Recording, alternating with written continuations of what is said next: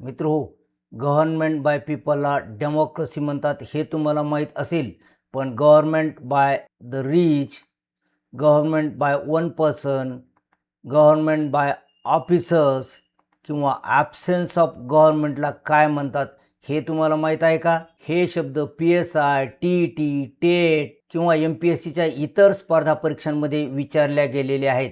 आपण नुसते हे शब्द समजून घेणार नाहीत, तर ज्या रूट्सने हे शब्द तयार झालेले आहेत ते रूट्स समजून घेणार आहोत, जेणेकरून तुम्हाला हे शब्द आणि रूट्सने तयार झालेले इतर अनेक शब्द समजणार आहेत. चला तर मग या वर्णनासाठी कोणते वन वर्ड सबस्टिट्यूट आहेत ते आपण जाणून घेऊया. पहा, हे वन वर्ड सबस्टिट्यूट आहेत ब्युरोक्रेसी म्हणजे नोकरशाही, प्लुटॉक्रेसी म्हणजे श्रीमंतांचे सरकार, अनार्की म्हणजे अराजक किंवा गोंधळ, ऑटोक्रेसी म्हणजे एका व्यक्तीचे सरकार. मित्रो, हे शब्द आता ज्या रूट्सने बनलेले आहेत ते रूट्स आपण पाहूयात. पहा, प्लुटो म्हणजे द रिच म्हणजे श्रीमंत लोक, आणि याला जर क्रसी आपण जोडलं तर प्लुटॉक्रेसी म्हणजे श्रीमंत लोकांचे सरकार हा शब्द तयार होतो. तसंच ऑटो म्हणजे सेल्फ, याला आपण क्रसी जोडलं तर ऑटोक्रेसी म्हणजे एका व्यक्तीचे सरकार.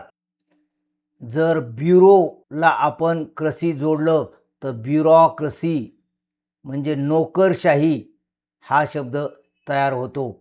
आणि मित्रहो, आता आर्की शब्द आहे. आर्की म्हणजे रूल किंवा राज्यकारभार, आणि याच्या अगोदर आपण अँड ठेवलं. अँडचा अर्थ विदाऊट किंवा नॉट असा होतो. विरुद्धार्थी अर्थासाठी आपण अँड वापरतो. मग अनार्की असा शब्द तयार होईल. याचा अर्थ काय? अराजक किंवा गोंधळ.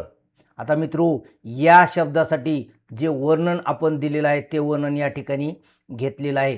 जे अर्थ आपण पाहिले त्याच्या मदतीने तुम्ही आता या जोड्या जुळवायच्या आहेत. तुम्हाला 3 सेकंद मिळतील. चला आता याची उत्तरे पाहूयात. गव्हर्नमेंट बाय द रिच म्हणजे प्लुटॉक्रेसी श्रीमंतांचे सरकार. गव्हर्नमेंट बाय वन पर्सन म्हणजे ऑटोक्रेसी एका व्यक्तीचा अनियंत्रित राज्यकारभार जेव्हा असेल तेव्हा ऑटोक्रेसी हा शब्द वापरतो आपण. गव्हर्नमेंट बाय ऑफिसर्स म्हणजे ब्युरोक्रेसी.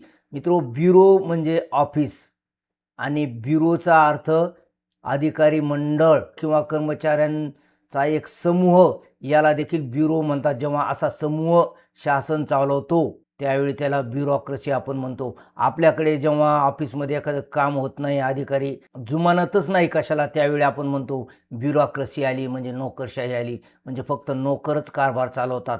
त्यानंतर ॲब्सेन्स ऑफ गव्हर्नमेंट म्हणजे अनार्की. जेव्हा अंधाधुंदी अराजक माजलेलं असतं, लोक आपल्या मनाप्रमाणे वागतात, कायदा पाळत नाहीत, अशा वेळी अनार्की आहे असं आपण म्हणतो.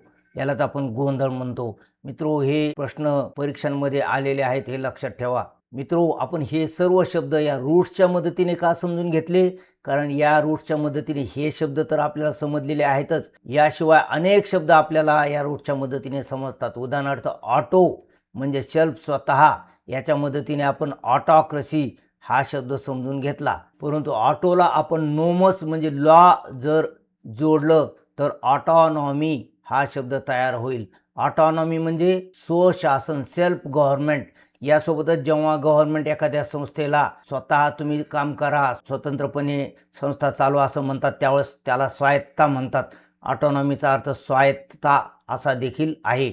मित्रो, यासोबतच कृषी आणि आर्की या सफिक्सेसच्या मदतीने अनेक शब्द, अनेक गव्हर्नमेंट्स तयार होतात. चला आता हे गव्हर्नमेंट्सच आपण पाहणार आहोत. मित्र नमस्कार, मी डॉक्टर नारायण बिडवे. चला आता आपण ॲरिस्टो म्हणजे नोबल्स, ग्रेटमॅन, आणि याला जर क्रसी जोडलं तर कोणता शब्द तयार होतो?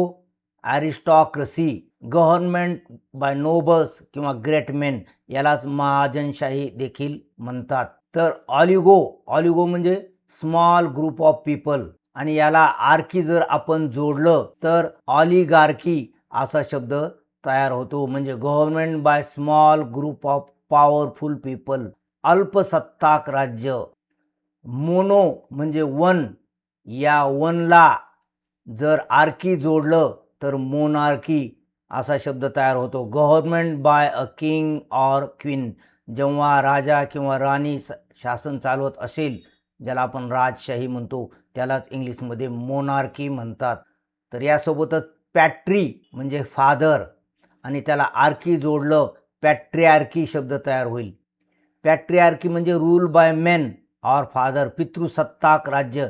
घरामध्ये जेव्हा पुरुषांचा कारभार असतो किंवा राज्य जेव्हा पुरुष चालवतात त्याला पॅट्रिआर्की म्हणतात. तसंच मॅट्रिआर्की, मॅट्री म्हणजे mother, matriarchy government by women, mother मातृसत्ताक राज्य. जेव्हा स्त्रिया राज्य किंवा घर चालवतात त्याला मॅट्रिआर्की आपण म्हणतो. बहुतेक केरळमध्ये मॅट्रिआर्की ही पद्धत जास्त प्रमाणात चालते. यासोबतच थिओ म्हणजे गॉड किंवा रिलिजन आणि थिओक्रसी म्हणजे रूल बाय रिलिजियस ऑथॉरिटीज. धार्मिक अधिकारी, धर्मगुरू वगैरे शासन चालवत असतील तर त्याला थिओक्रसी, यालाच आपण धर्मसत्ता म्हणतो. पूर्वी धर्मसत्ता होत्या, राजाचं काही चालत नव्हतं, धर्मगुरूच शासन चालवत, त्याला थिओक्रसी म्हणण्यात येतं. आणि त्यानंतर जेरंटो म्हणजे ओल्ड पीपल आणि जेरोंटॉक्रसी म्हणजे गव्हर्नमेंट बाय ओल्ड पीपल. म्हातारे लोक, वयस्कर व्यक्ती जेव्हा शासन चालवतात त्याला जेरोंटॉक्रसी म्हणतात. मित्रो, पुन्हा एकदा पहा, या रूट्सच्या मदतीने केवळ एवढे शब्द तयार होत नाहीत, तर जेरोंटॉक्रसी बरोबर जेरोंटॉलॉजी म्हणजे स्टडी ऑफ ओल्ड एज असा शब्द तयार होतो. यासोबतच जेरोंटॉलॉजिस्ट म्हणजे one who study science of ageing. मित्रो, गव्हर्नमेंटवरील व्हॉकॅब्युलरी समजून सांगितलेला हा व्हिडिओ इथपर्यंत तुम्हाला आवडला असेल तर याला एक लाईक करायला काहीच हरकत नाही.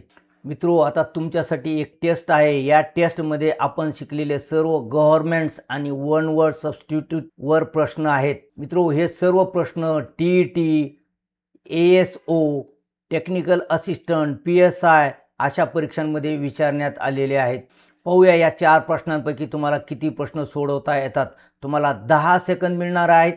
या 10 सेकंदामध्ये तुम्ही हे प्रश्न सोडवायचे आहेत आणि यानंतर आपण सविस्तर या प्रश्नांची उत्तरे आणि पर्यायांचे अर्थ देखील पाहणार आहोत. गरज वाटल्यास व्हिडिओ पॉज करून तुम्ही हे प्रश्न सोडवू शकता. चला आता याची उत्तरे पाहूया.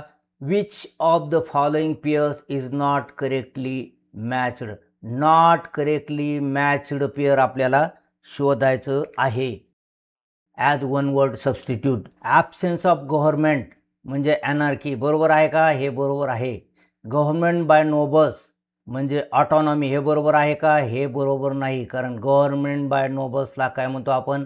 ॲरिस्टॉक्रसी. ॲरिस्टो म्हणजे नोबल्स किंवा ग्रेटमॅन. गव्हर्नमेंट बाय वनला ऑटोक्रसी आपण म्हणतो का? होय, हे बरोबर आहे. गव्हर्नमेंट बाय द ऑफिशियल्स म्हणजे ब्युरोक्रसी, नोकरशाही. हे 3 बरोबर आहेत. मग कोणतं चूक आहे? मॅच न होणारी जोडी आहे गव्हर्नमेंट बाय द नोबल्स, ऑटॉनॉमी. मग ऑटॉनॉमी म्हणजे काय? तर ऑटॉनॉमी म्हणजे सेल्फ गव्हर्नमेंट, स्वायत्तता. चला पुढील प्रश्न पाहूया. Government by a small group of powerful people is called. छोट्या समूहाने चालवलेलं शासन, या शासनाला आपण काय म्हणतो? मोनार्की म्हणतो का? नाही, मोनार्की म्हणजे government by king or queen. Aristocracy म्हणतो का? नाही, ॲरिस्टॉक्रसी म्हणजे गव्हर्नमेंट बाय नोबल्स. प्लुटॉक्रसी म्हणतो का? नाही, प्लुटॉक्रसी म्हणजे government by the rich. Pluto म्हणजे द रिच. मग ऑलिगार्की, तर ऑलिगार्की म्हणजे government by small group of people, म्हणजे हे आपलं उत्तर आहे. Government by one person with unlimited power is called. पहा, one person with unlimited power, एकाच व्यक्तीची अनियंत्रित सत्ता असेल तर त्याला ब्युरोक्रसी म्हणतो का? नाहीत म्हणत. डेमोक्रसी म्हणतो का? नाहीत म्हणत. ऑटोक्रसी म्हणतो का? होय, ऑटोक्रसी म्हणतो. चला पुढील प्रश्न पाहूया. A state in which all have equal religious freedom is called. All have equal religious freedom, सगळ्यांना आपला आपला धर्म आपल्या घरामध्ये, मंदिरामध्ये पाळण्याचा अधिकार देणारं शासन. ब्युरोक्रसी असतं का? नाही, ती नोकरशाही आहे. ऑटोक्रसी असतं का? नाही, एका व्यक्तीचं अनियंत्रित शासन आहे. डेमोक्रसी असतं का? नाही, लोकांचं शासन आहे. तर सेक्युलर, सर्व धर्म समभाव ज्याला आपण म्हणतो, या स्टेटमध्ये every person has equal religious freedom. तर मित्रो, या 4 प्रश्नांपैकी तुमची किती प्रश्नांची उत्तरे बरोबर आली सांगा बरं. मित्रो, या व्हिडिओमध्ये वापरलेले सर्व प्रश्न आणि शब्द या 3 पुस्तकांमधून घेतलेले आहेत. या 3ही पुस्तकांच्या आणि महत्त्वाच्या व्हॉट्सअप ग्रुपच्या लिंक खाली डिस्क्रिप्शनमध्ये दिलेले आहेत. आणि मित्रहो, आता TT इंग्लिश स्टडी नावाच्या प्लेलिस्टमध्ये दिलेला हा व्हिडिओ अवश्य पहा. या व्हिडिओमध्ये गॉड अँड रिलिजनवरील वन वर्ड सबस्टिट्यूटचा अभ्यास केलेला आहे. यामध्ये थेईस्ट, अथेईस्ट, ॲग्नॉस्टिक, ओमनिपोटेंट, ओमनिसियंट अशा प्रकारच्या महत्त्वाच्या शब्दांचे अर्थ दिलेले आहेत. आशा करतो की व्हिडिओ तुम्हाला आवडला असेल. व्हिडिओ आवडला असल्यास त्याला लाईक करा, इंग्रजीच्या अभ्यासासाठी चॅनलला सबस्क्राईब करा, बाजूची बेल आयकॉनसुद्धा दाबा. भेटूया गॉड अँड रिलिजन या व्हिडिओमध्ये. तोपर्यंत have a good day. Thank you.